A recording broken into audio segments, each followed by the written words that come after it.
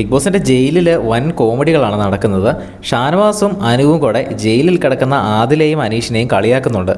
അനീഷ് ജയിലിൻ്റെ അകത്ത് ഇരിക്കുന്ന ഒരു പ്രത്യേക രീതിയിലാണ്. അപ്പോൾ അനീഷ് ഇരിക്കുന്ന രീതി കണ്ടിട്ട് അനുമോള് വന്ന് ചോദിക്കുന്നുണ്ട്, ഇതെന്താ അനീഷ് ഏട്ടാ, പട്ടി മുള്ളാനിരിക്കുന്ന പോലെയാണല്ലോ നിങ്ങൾ ഇരിക്കുന്നത് എന്ന് പറഞ്ഞ് അനീഷിനെ കളിയാക്കുന്നു.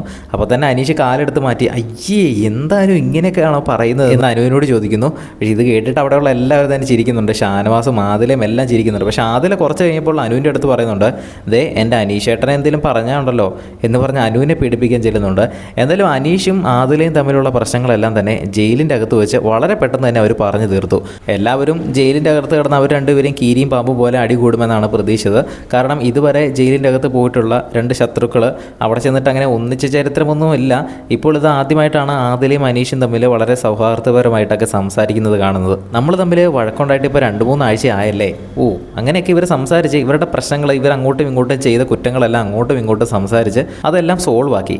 പക്ഷേ ഇനി ഇവർ പുറത്തിറങ്ങി കഴിയുമ്പോൾ വീണ്ടും ഗെയിമിൻ്റെ പാർട്ടായിട്ട് ചിലപ്പോൾ കീരിയും പാമ്പും ഒക്കെ ആയെന്നൊക്കെ ഇരിക്കാം.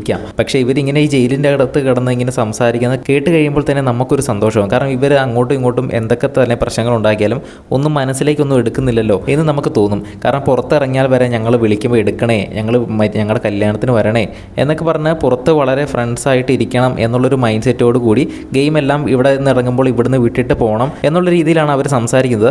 എന്തായാലും നിലവിൽ ആദിലയും അനീഷും ജയിലിൻ്റെ അകത്ത് കിടന്ന് വെച്ച് ഒന്നിച്ചിരിക്കുകയാണ്. എന്തായാലും ഇപ്പോൾ ലൈവ് കാണാൻ നല്ല അടിപൊളിയാണ്. ബിഗ് ബോസിൻ്റെ കൂടുതൽ അപ്ഡേറ്റുകളുമായിട്ട് വീണ്ടും വരാം. വീഡിയോ ഇഷ്ടപ്പെട്ടാൽ ഒന്ന് ലൈക്ക് ചെയ്യുക.